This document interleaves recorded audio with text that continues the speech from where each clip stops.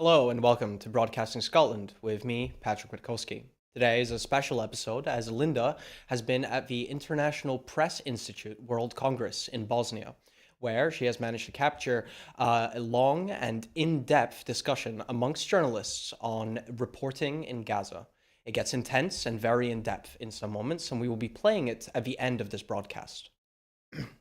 In the meantime, our first story is the Ukraine update, day 821. Russian jamming has kept many of Ukraine's relatively new long-range GLSDB bombs from hitting their intended targets. Three people familiar with the problem have told Reuters. The Boeing and SAAB made ground-launched small-diameter bombs has a 161-kilometer range, but its guidance system has been targeted by Russian jamming, and its makers are struggling to counteract. Ukraine's first group of F-16 pilots have finished their training in the US, according to Politico. The pilots would head to Europe for further training, Politico reported, citing operational security for the lack of further details. European allies of Ukraine have pledged dozens of fighter jets. Russian missiles killed at least 7 civilians in Kharkiv on Thursday. Officials have said. At least 20 people were wounded as 300 missiles struck, said the regional governor Oleg Sinyahubov. The Ukrainian president, Volodymyr Zelensky, called the attack extremely cruel and expressed renewed frustration at not getting enough air defense systems from Western allies.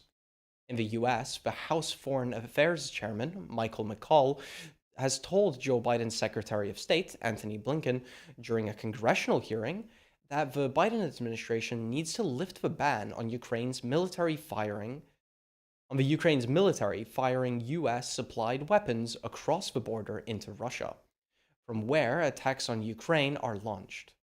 They cannot achieve victory with the restrictions you placed on them, McCall said. Poland and Greece have called for the EU to create an air defense shield against Russia. Europe will be safe as long as the skies over it are safe. Poland's quote. Poland's Prime Minister Donald Tusk and his Greek counterpart Kyriakos Mitsotakis wrote in a letter to the EU chief Ursula von der Leyen, calling for a comprehensive air defense system to protect our common EU airspace against all incoming threats. Our next story is the Israel and Gaza conflict update. Judges of a top United Nations court ordered Israel on Friday to halt its military assault on the southern Gaza city of Rafah, reports Reuters. The court backed a South African request to order Israel to halt its offensive in Rafah, a week after Pretoria called for the measure in a case accusing Israel of genocide. Reading out a rule by the International Court of Justice, ICJ, or World Court, the body's president, Nawaf Salam, said provisional measures ordered by the court in March did not fully address the situation in Gaza now. The conditions had been met for a new emergency order. Israel must immediately halt its military offensive in Rafah, he said. Israel has repeatedly dismissed the case's accusations of genocide as baseless, arguing in court that its operations in Gaza are self-defense and targeted at Hamas militants who attacked Israel on the 7th of October. An Israeli government spokesperson said on the eve of Friday's decision that no power on earth will stop Israel from protecting its citizens and going after Hamas in Gaza. The bodies of three more hostages have been recovered from the northern Gaza Strip overnight, the IDF has said. Orion Hernandez Rado and Hanan Yablonkov and Michael Nissenbaum, 59, were kidnapped from the Mefalsim area. And according to the Israeli military, in comments reported by the Times of Israel and the Jerusalem Post, were killed on the 7th of October. Until recently, there had been no information as to their status, and they were believed to be alive. The IDF says the bodies of the three hostages were recovered in a joint operation carried out by the military and Shin Bet. Some of the food supplies waiting to enter Gaza from Egypt have started rotting, with the Rafah border crossing still closed to aid deliveries, Reuters reports. Rafah was a main entry point for humanitarian relief as well as some commercial supplies before Israel stepped up its military offensive on the Gaza side of the border on the 6th of May and took control of a crossing from the Palestinian side. No trucks have passed through the crossing since then. Egyptian officials say humanitarian operations are at risk from military activity and that Israel needs to hand the crossing back to Palestinians before it starts operating again.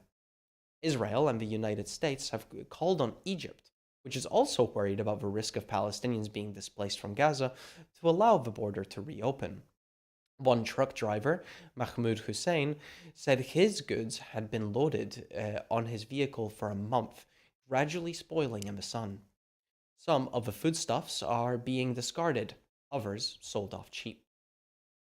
Shifting our focus to the UK, we have a general election updates of 2024, where Rishi Sunak is visiting Northern Ireland for the fourth leg of his whirlwind tour of the UK. Rishi Sunak visited an advanced maritime manufacturing facility in Belfast's Titanic Quarter, where he spoke to apprentices and rode on a small zero-emission boat. Mr. Sunak has said he is disappointed that his flagship bill banning young people from ever being able to smoke tobacco legally will not pass before Parliament shuts down on Friday ahead of a general election. The shelving of a tobacco and vapes bill, as well as his admission that deportation flights to Rwanda would not take off before polling day, leave the Prime Minister's legacy increasingly threadbare. Sir Keir Starmer has said Scotland's voice is vital at the general election and called for an end to chaos and division during his campaign launch in Glasgow this morning. He was speaking as analysts warned that energy regulator Ofgem could increase the price cap on bills in October. Sir Keir also spoke about Labour's plans to establish a publicly owned energy company. He went on to say that 17 years of SNP rule at Holyrood and 14 years of Conservative leaders at Westminster have resulted in chaos and division, feeding chaos and division. Labour, he said, is now humbly asking for the opportunity to change Scotland and to change Britain for the better. However, the SNP's Alison Fulis claimed Sir Keir and Labour had no vision beyond the status quo. She said, if an upcoming Labour leader's priorities don't consist of scrapping cruel, austerity-driven Tory policies, £9,250 of tuition fees, and the unelected House of Lords, then what exactly are they for? Miss Fulis added, thankfully, though for Scottish people, there is an alternative to the Tories with the SNP, who won't just stand up for these values, but have put their money where their mouth is, scrapping tuition fees in Scotland and committing over £1 billion to support families affected by the worst of the Tories' austerity policy. Now, before we play the video that Linda made for us in Bosnia with journalists discussing what it's like reporting on Gaza, I will remind you that at Broadcasting Scotland, we depend on the generosity of our supporters. Our programs will always be free to view. However, if you can afford £5 a month, please consider becoming a Broadcasting Scotland supporter. To everyone who has donated and to everyone who has signed up to make a regular monthly payment, thank you very much. Our focus can now move to securing the future of independent broadcasting for Scotland by growing our subscriber base and with regular funding. We hope you enjoy the video. Scott, thank you very much, and thank you for inviting me to be part of IPI Congress, World Press Congress. And thank you for the great job you've been doing for the past couple of days. And just a colleague maybe advice, chill, everything's fine. It's almost done. You've done a great job, thank you. Hi everyone, my name is Ika Federgotic. I'm a senior news producer and anchor for news channel N1 in the Western Balkans. I'm a part of international desk that covers all matters world. I will be your participating moderator today, since I have been covering Gaza as well. And today, that is exactly what we are going to discuss. What journalists are going through, what do they need in Gaza right now? My amazing speakers today experts in their field, will try to answer the crucial questions that we have when it comes to journalism in Gaza, when it comes to safety of the journalists in war zones. And today, Gaza will be our focal point. Before we go into it, before we dive into it, we decided that we will allow a couple of questions at the end of the session. I will let my speakers introduce themselves and tell you who they are and what they do. We'll start with Adeline on my left. Maybe ladies first, yes, Wafa, go ahead. You are fighting for ladies journalism. I like this privilege from time to time. It's not a privilege. Okay, my name is Wafa Abdurrahman. I'm founder and director of Filastiniyat. Filastiniyat is a media organization for youth and women. We focus on women journalists. We give them the priority. We provide every kind of support that you can think of. We work in Gaza and West Bank. We have our women journalist club that has 600 women members in Gaza Strip alone and 400 members in the West Bank. During the genocide, of course, we jumped in to provide all support that you could think of for men and women, from hygiene kits to dignity kits to special tents for women journalists reporting from hospitals, and most recently, for the past few months, we're providing cash support to journalists. So we will talk more about the safety and the needs, but here I am. Thank you for having me. Thank you so much, Wafa. Adeline? Hi, thank you for having me here. Thank you guys for attending this. It's a privilege to talk about this. And my name is Adelin Petrișor. I'm international correspondent with the Romanian broadcaster, Romanian Public TV, TVR.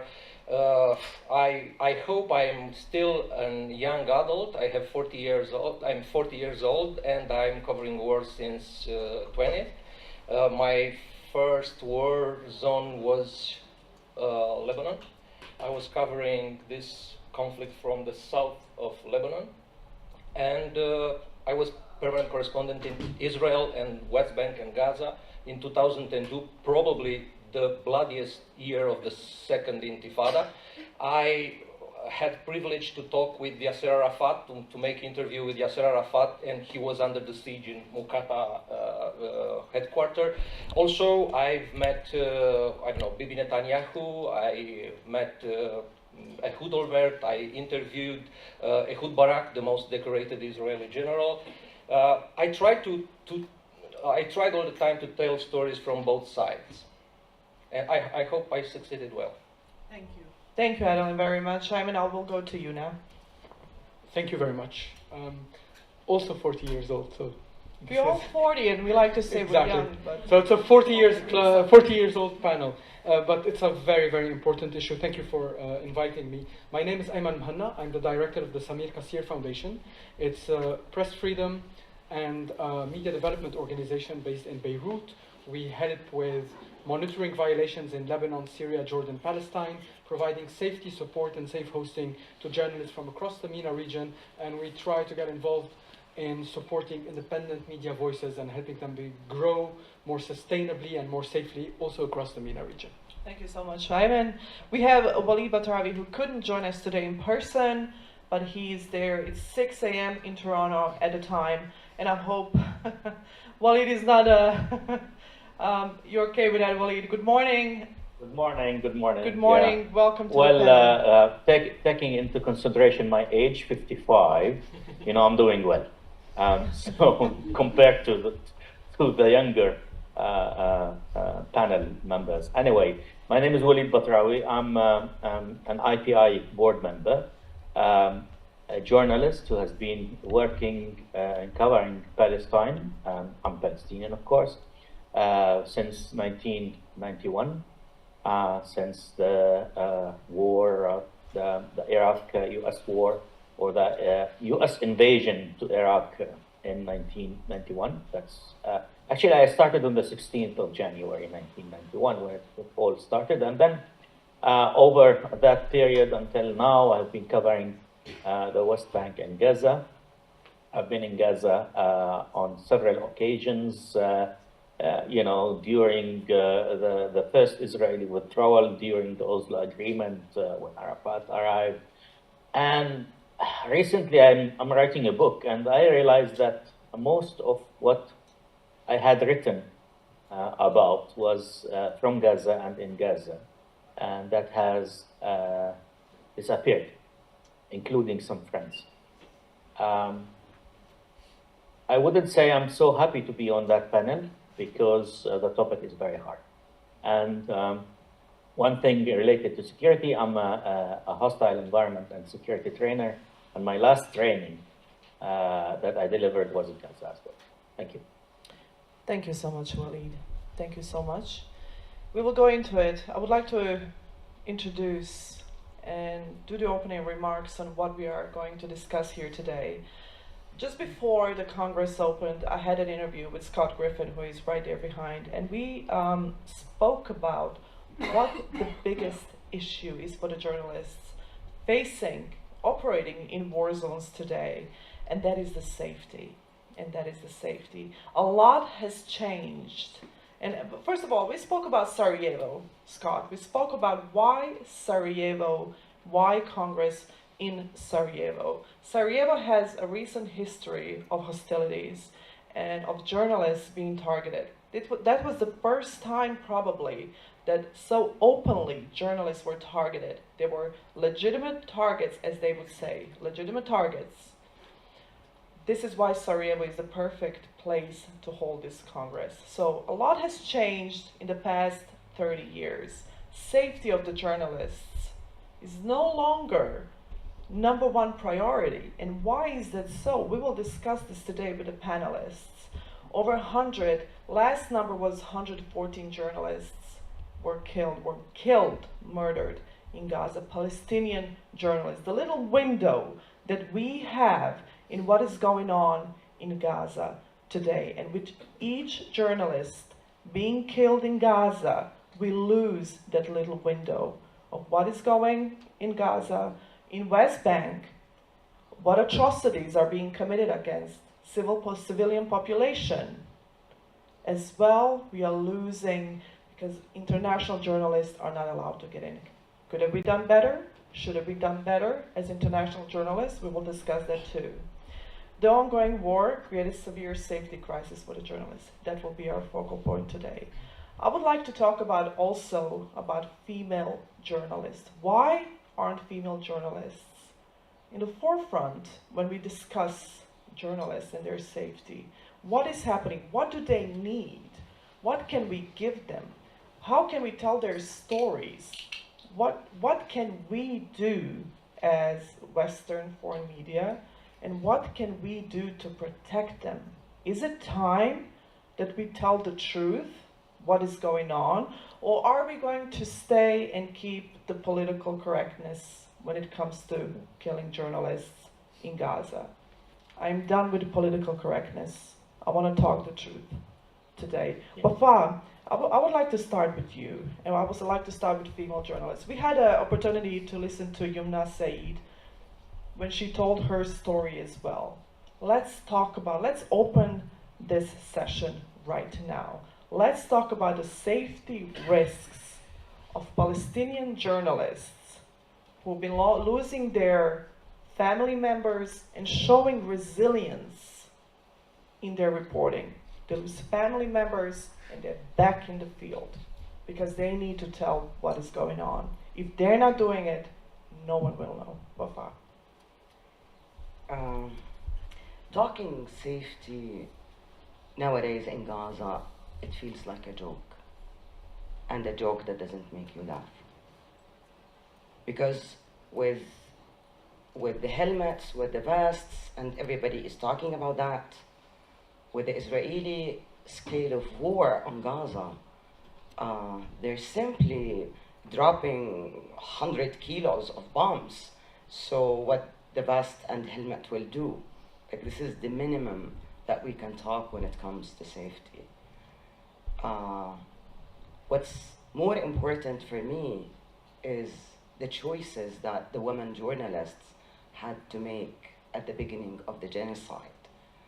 And that was a tough choice, whether to go report or to stay and take care of their families. Because as you put it correctly, it wasn't only the journalists who were targeted, but their families. And for women, they had to make this tough choice to protect their families. That was at the beginning, the first few months. But then another choice had to be made. We need to take care of the families, but we also need to earn our living. There wasn't food, there wasn't clean water, there wasn't enough cash. We were in a changing season from summer to winter, no warm clothes for the children, no medicine, nothing. And as I think this is not the case only in Palestine, but everywhere, the women are the nurses, the psychologists, the ones who are taking care of the elderly and the children and everybody. So with women journalists, they had to continue their reporting. They had to continue caring for their families and running with their families. What safety training you would provide to them? What safety? I've been to so many safety trainings. I cannot imagine how we can design a safety training to provide to our women journalists in order to keep them safe. Knowing from our survey that 72% of them had to evacuate their places more than once. We have one of our reporters, Yafa Abu Akr. She evacuated her place 10 times. And the last time she evacuated from a tent in Rafah to a tent in Khan Yunis. Even the tents, they're not available. And we're calling for having tents, having sleeping bags. This is like the basic needs before talking about the equipment for journalists. So with the situation there, I don't know, talking safety and talking psychological well-being, it sounds like something really bizarre and not realistic at all for women and for men as well. Yes, Wafa.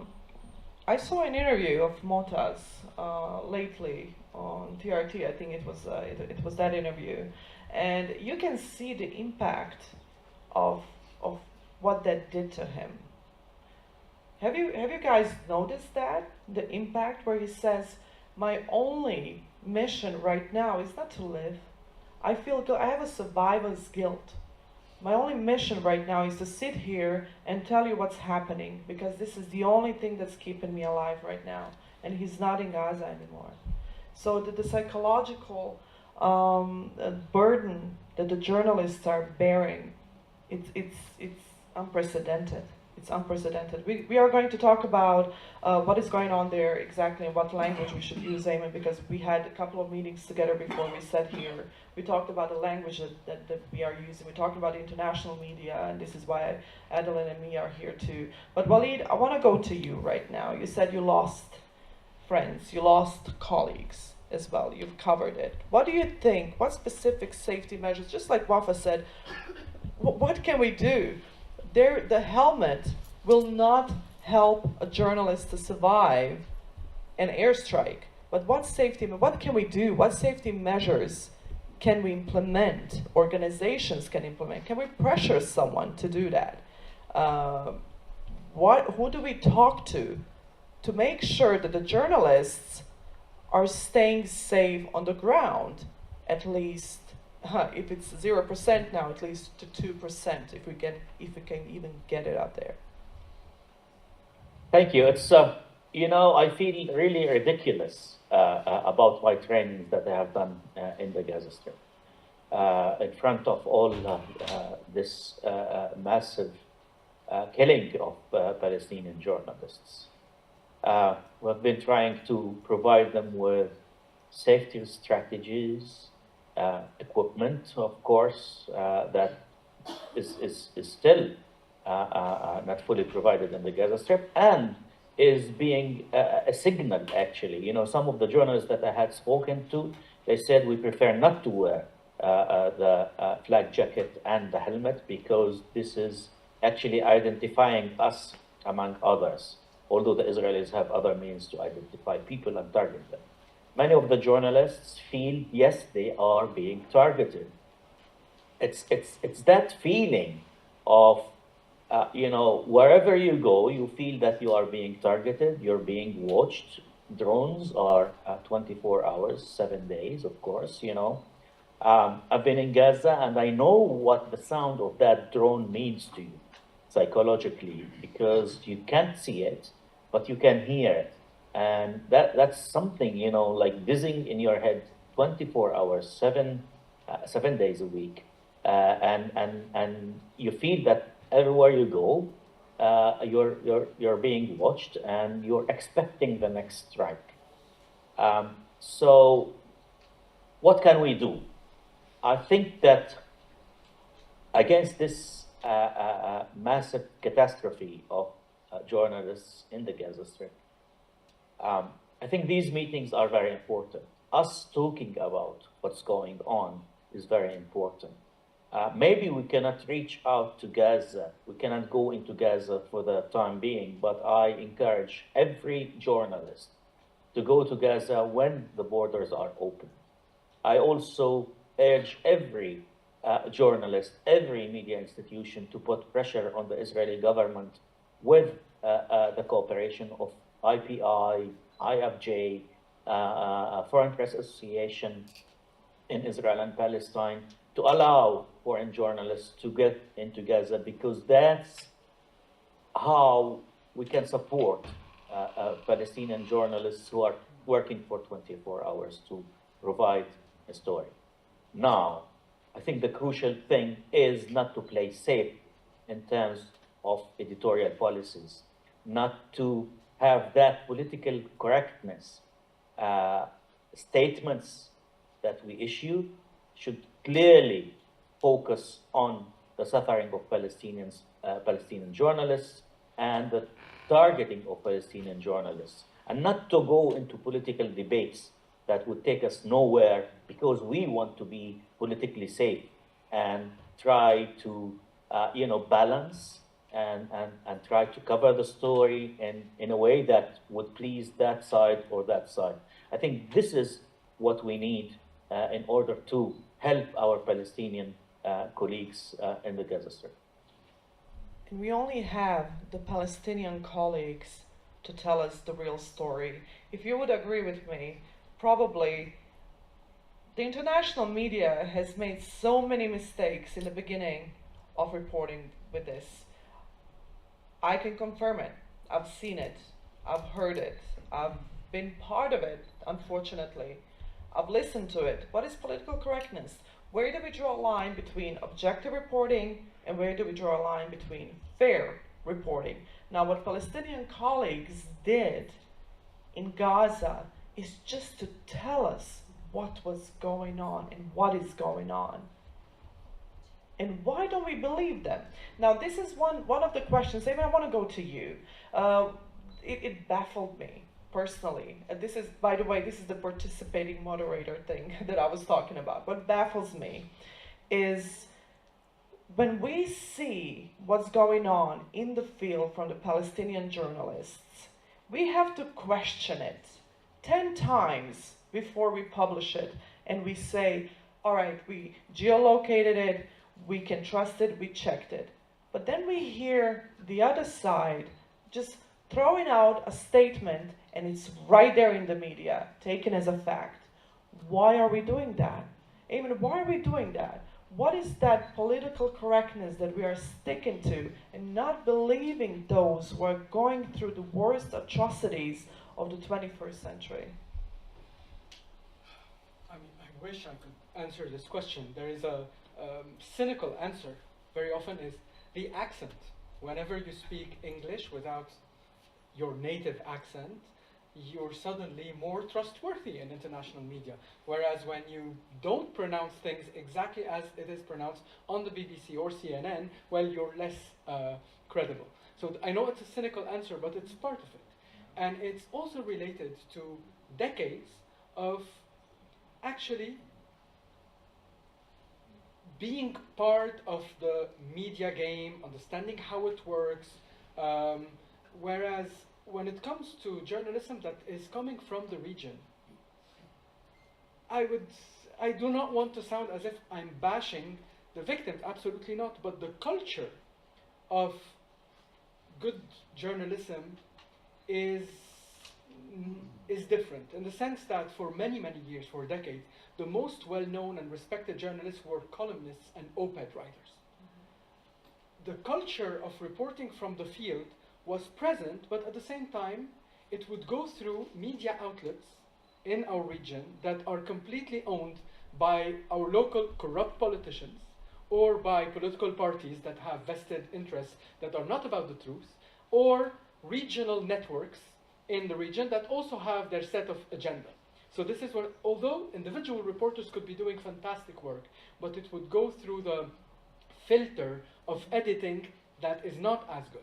The culture of feature stories, of reporting live from the ground, of actually reporting about human stories, this is relatively recent with the emergence of a lot of independent journalists, independent media outlets that by definition, because they mainly operate online, do not necessarily have the same exposure and also have to go through the filter of big tech companies in order to reach audiences. So these are a series of factors that may have contributed to this. I just want to mention a couple of points related to the safety discussion that we mentioned, while totally agreeing with what Wafa and Walid mentioned. Let's go back, and usually I don't like to do it, let's go back to some UN documents, but specifically the UN Plan of Action on the Safety of Journalists, based on the PPP, 3P policy. Prevention, protection, prosecution. We cannot think of safety without thinking about these 3 Ps together, whereas most of our discussion on safety has only been about prevention, as in equipment and things like that. Well, each one of these 3 Ps is lacking. The prevention aspect is lacking, but it's not only about the equipment. The equipment cannot help with the bombs, but prevention is also about decades of not building infrastructure that is protective.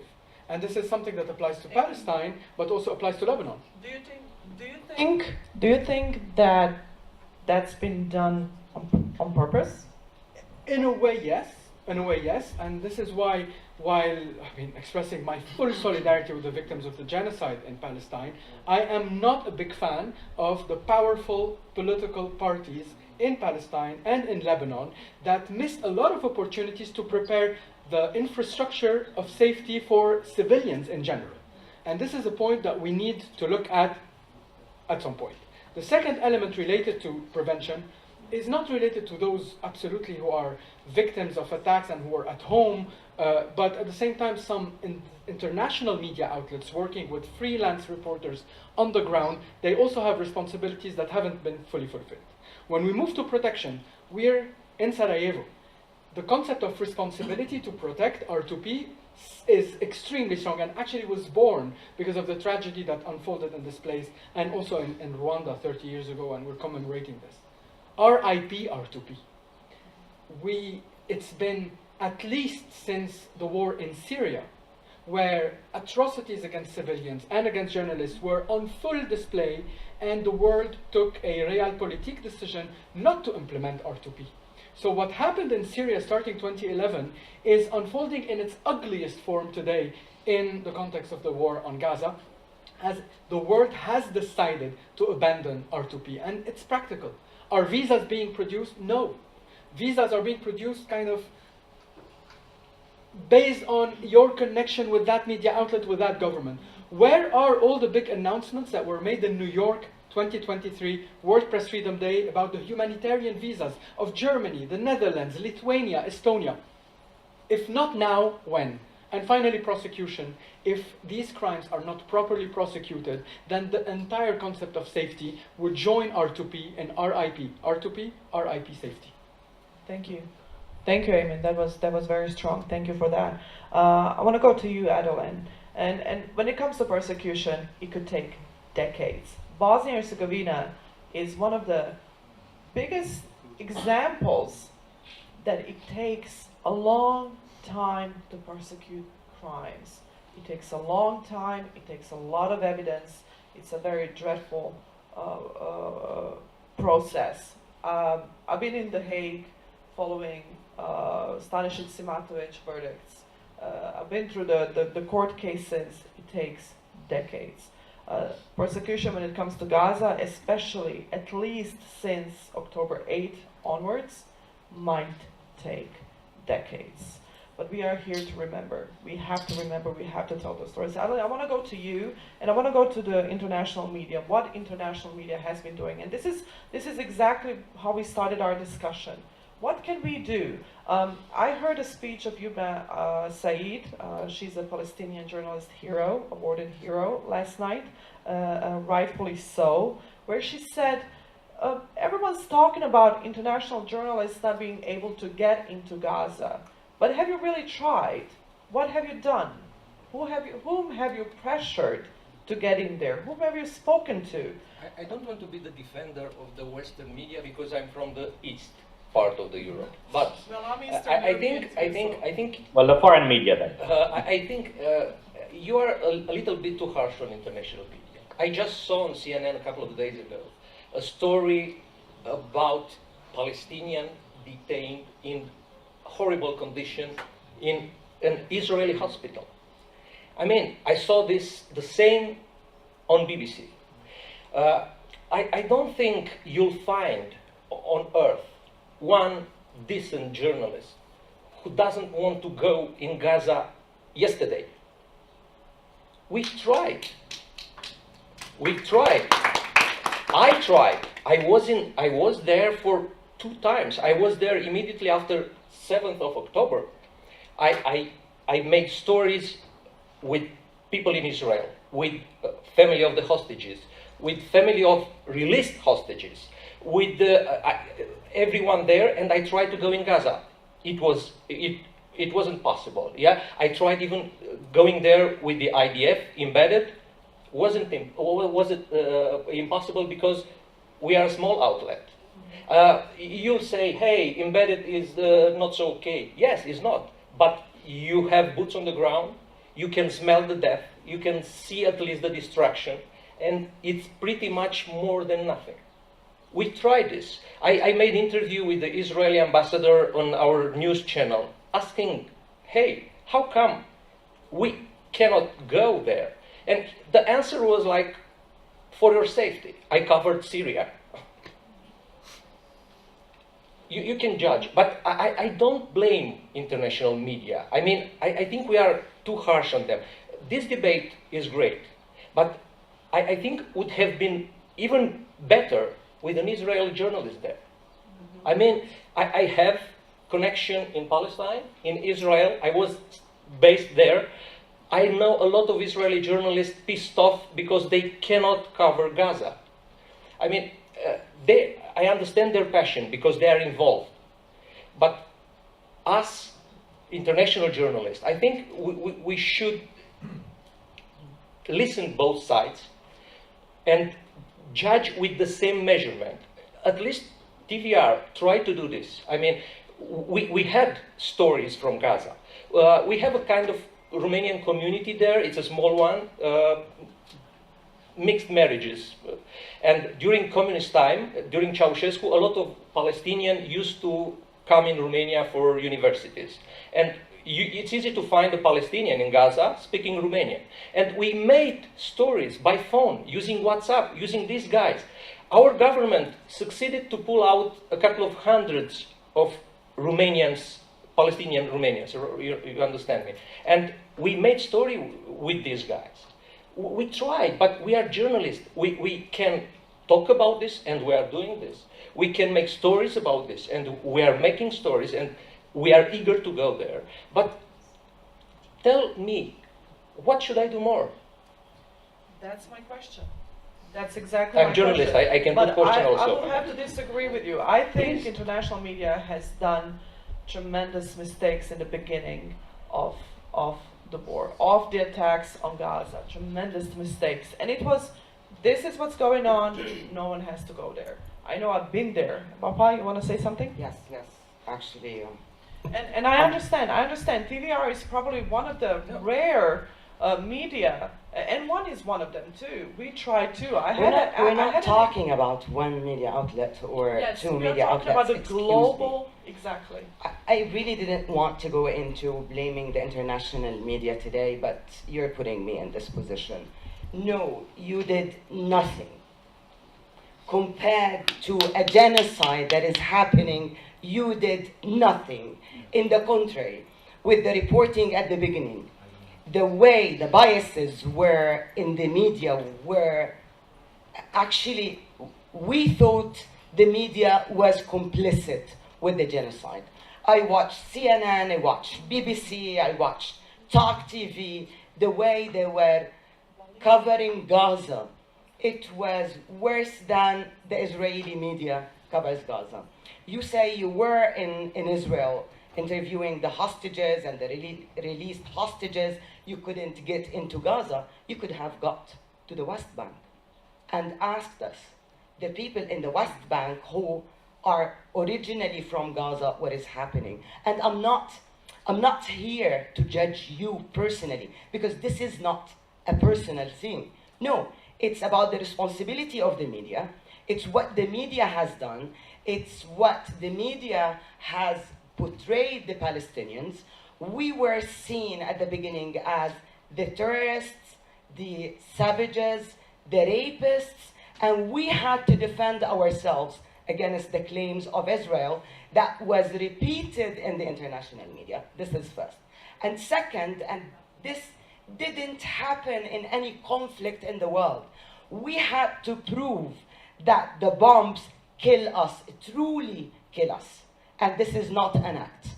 And it's not colors that you see when you see the red color, the blood of our children, our women, and our men who were killed by the minute. No, the international media was complicit, and I say it with full faith. Later on, but after how many deaths, how many people had to pay the price for the international media to stop for a little bit and take a step back and think, those are humans. The people who are killed in Gaza are humans. Do you know why I think that happened? There has been a point in time when that switch just flipped. I think when the people around the world started saying, oh wait, hold on, those are not human animals, those are children are terrorists, potential terrorists, let's freaking stop this. And I think media followed the popular voice. Exactly. Shifted when That they was. said, oh crap, excuse my language.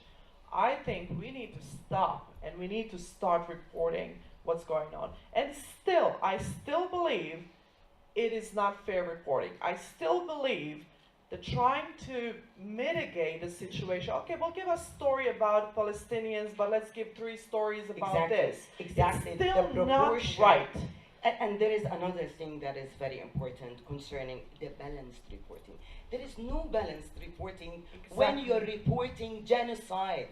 There is nothing called objectivity. May I say something, Wafa? No, I before you need to yes, add go another ahead. thing. Why we're talking about balance and imbalance? One thing that I didn't see the media reporting, which is how the Palestinians and Gaza in particular was living before 7th of October. History didn't start on 7th of October. As far as we're talking journalists, in the war launched by Israel on Gaza in 2013, 17 journalists were killed. Have you done anything about that? 2013, 17 journalists. In medical 16? staff. Yes. No, I will not talk about the medical staff and other groups. We're talking journalism here. One of them was a woman. 16 were men journalists. And one was international, Mazbout Walid. And one was an international journalist. Did anybody have a fuss about it or a campaign or anything? That was 2013. And when you look at the violations, till the killing, the assassination of Shireen Abu Akleh. You know how many journalists were imprisoned and were killed and were attacked? Nobody talks about it. Does the media report how many years Gaza was under siege? Not allowing certain chocolate to get in, medicine, different items were not allowed. This takes me to Ayman. I'm sorry. You're not happy with the political parties that they didn't prepare Gaza for such a massive war? Do you want them to build tunnels and, I don't know, buildings to protect the civilians? Gaza is a sandy land. This is first. And second, the amount of bombs dropped. Did you see how many meters they will go down the earth? 100 meters, 10 meters. What shelters could be done there? The issue is, and I know you have your heart is with Gaza and with Gaza people. But the thing is, I don't want to take the responsibility from the Israeli occupation. Israel is responsible for the siege, for the killing, for the death, for everything that happened to Gaza. And that was the genocide. The ongoing genocide is the cultivation of 76 years of oppression, colonization, occupation. We shouldn't shift from that. For me, this is the balanced reporting. For me, you don't have to talk only blood. No, you can talk about the Gazans. I was reporting in Jenin, in Bethlehem. I know how hard it is to live in a refugee. It's not about you. It's not about you. No, but you invited me here to talk. Sure. What I was. But you were defending the international media. No, I said I'm not defending. Why you didn't invited a guy from CNN or BBC? Because I mean, I'm working with the news. Yeah, this is IPI. I'm working with the news, right? No, it's listen, not okay listen. talking It's okay. in general. I mean, this is the biggest But we have problem to tackle for a those newsman. questions. We have to Yeah, tackle it's those cool. questions. It's cool, but you know. First of all, I'll just be honest. N1 is a CNN affiliate in the Western Balkans. So it's a CNN affiliate in the Western Balkans. There's a certain editorial policies that we have to follow. N1 does it too. I do report on Gaza with all my heart and taking facts in consideration. I've been in trouble a couple of times. I know this is being filmed. I might lose my job saying this now, but I will say it.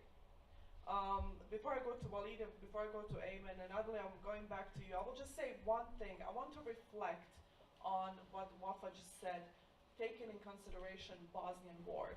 When Bosnian war was ongoing, there was this big sentence that was all over media, is especially after the war, 30 years after the war, even today, yesterday, the UN Resolution on Remembrance of Genocide in Srebrenica was adopted in the United Nations with a very poor vote, but it has been adopted. So there's this one sentence that we keep saying every year when we report on Srebrenica, and that is, Europe, world, why didn't you hear us when we were screaming? And we are still very angry about that. Bosnian and Herzegovinians lost their lives here and their families that are still here. And now the same is happening, and we don't hear them. What are we really doing? So why are we being so hypocrite? So even Bosnians, even Bosnian media, hey, you didn't hear us, and now the same is happening and we are not hearing you. I won't have it. I won't do it. at the cost of my job. I'm ready for that. Walid, I want to go to you. You wanted to add something to Wafa's statement as well. I'm sorry, I know it's very early in Toronto, but I want to give you the chance to speak more. I'm very sorry for. No, it's just I mean, as I have said, I've been covering this, since 1991, and it is clearly that there is a deliberate policy by the Israelis, that does not always amount to the killing that we have seen. Since 1991, Palestinian journalists have been subject to a number of harassment policies and so on.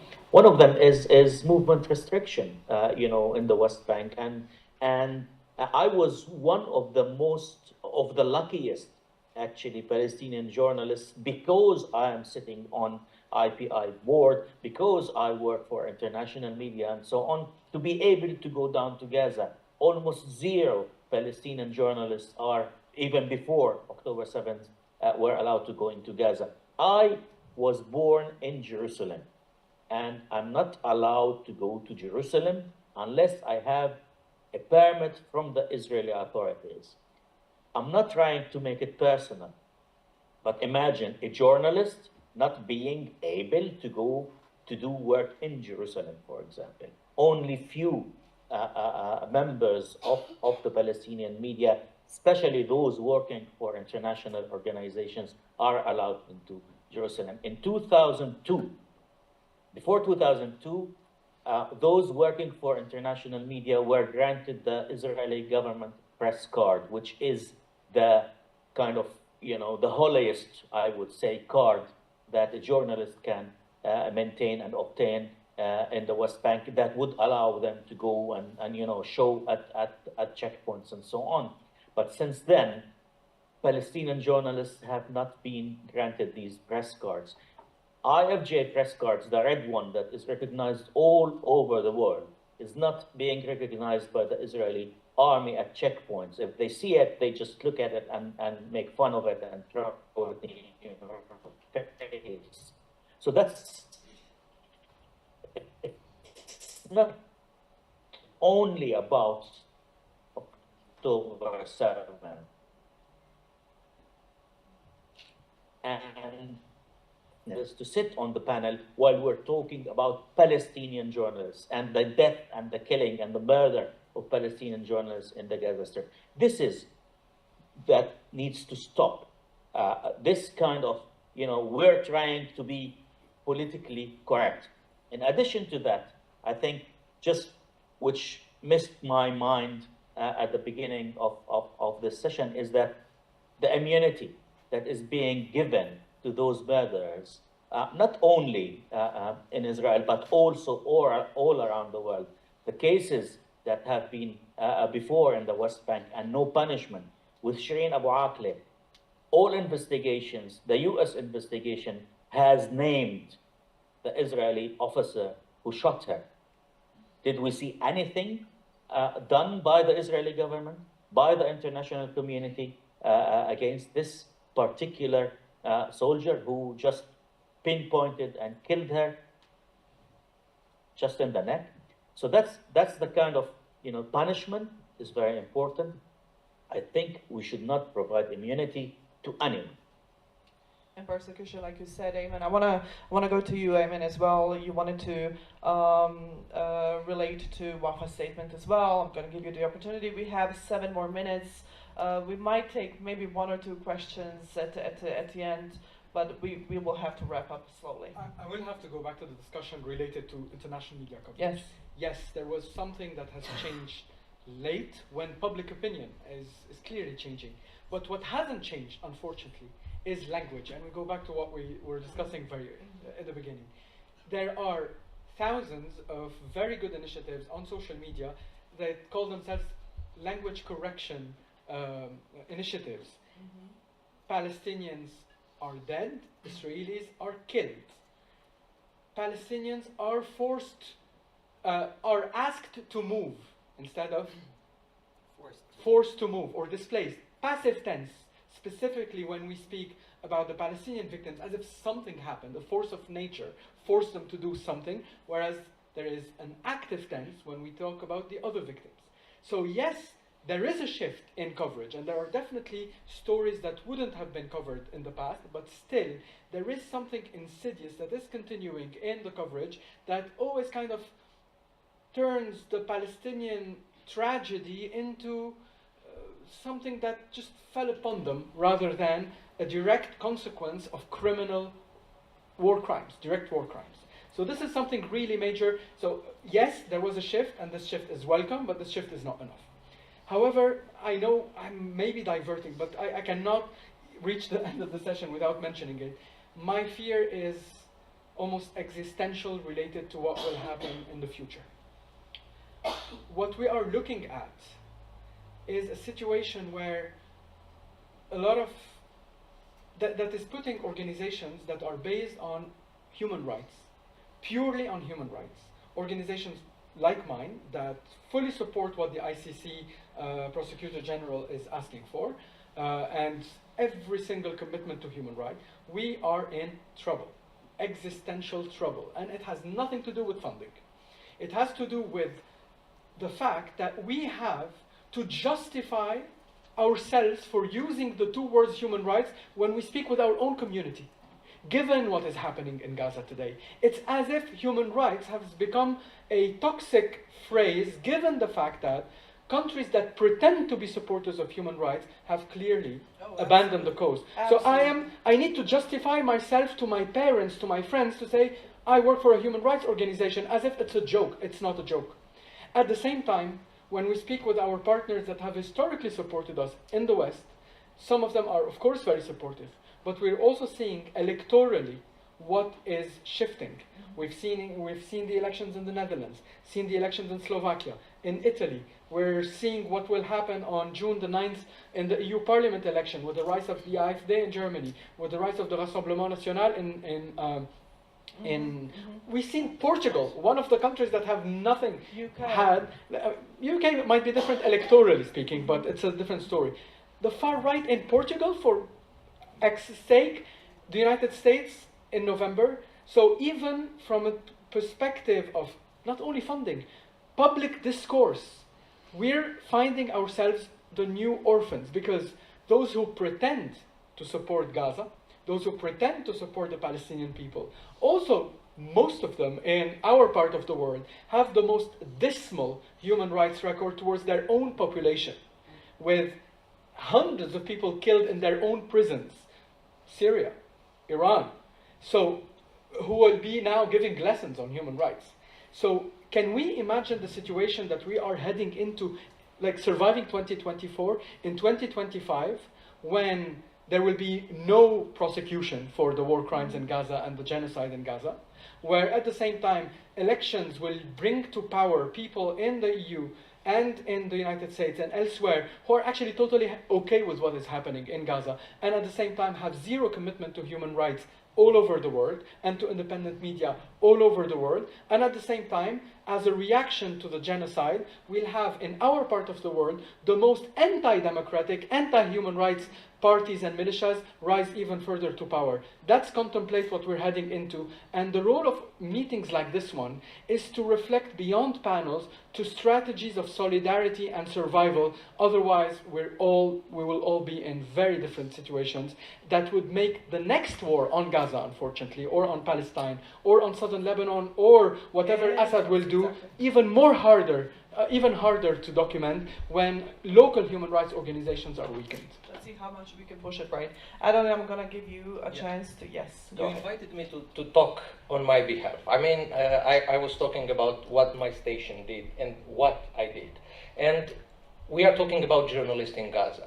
They are in a shittiest situation, excuse my French, I mean, they are in hell there. We made stories. Without, out of Gaza, we made stories. We used the statistic of CPJ. Right now we have 105 journalists killed in Gaza and Israel and Lebanon. 100 Palestinian, 2 Israeli, 105 is the CPJ, the last. Two journalists and 3 Lebanon and 100 in Gaza. This is CPJ. We are sticking with the numbers from CPJ. And we made stories. We interviewed guys from CPJ regarding this, NGOs. We have NGOs in Romania, powerful, and we made stories. But my personal opinion is that one-sided debate, doesn't matter which side, wouldn't help this conflict. The schisma in the society will be bigger, and the outcome is going to be the same, the war. I agree that, but we have to stick to the facts, and I think it's time we start believing and trusting Palestinian journalists who are reporting on the ground. Excuse me. It's as if, and this has. And been, this is not a personal attack at no, all. No, no, it's not personal. But this has been done all through the Oslo time and the peace time. We're not invited as Palestinians to any panel in Europe or in the US unless we have an Israeli present. We get our legitimacy of existence from the existence of an Israeli, and it's not acceptable anymore. You listen to us, you hear us, we're the victims for 76 years. It's time that we speak. We're not going into debate. This is not a debate. I didn't come for debate. I didn't debate my I didn't rules. come, I mean, I'm working with the news. These are my rules, I'm not my debating. profession. No. It's a great job This done. is not really a TV show. We're talking to the journalists. We're telling the stories of our journalists. It's time to hear our stories once. You've been hearing the Israeli stories for 76 years, and our voices were vanished, were pushed aside. You cannot stand a 1 hour a Palestinian is talking. Give me a break. I think you're exaggerating. No, I didn't I'm say this. No. not. I didn't say this. No. Our legitimacy doesn't come from the Israelis. I was have, talking about the news rule. I'm talking I'm a about reporter. journalists. Yes, I'm Moderator. Do journalist. it in your session. I would like to end this session on good terms. These are all 40-year-old. We are middle-aged people. I'm very sorry for this. I understand. I I'm the understand. Palestinian. I'm the one who has family in Gaza and who has friends. So I'm not reporting, I'm not talking on their behalf, because once I met them or I have a few friends for a few months, no, my family is the one that is under attack and under genocide. I feel sorry for this. Thank you. Thank you. I would like. Can we have a round of applause for my speakers, please, today?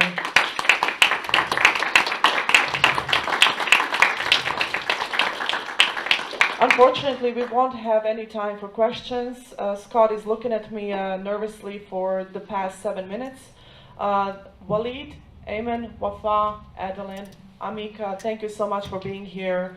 I think this discussion will go forward and move on beyond this panel as well.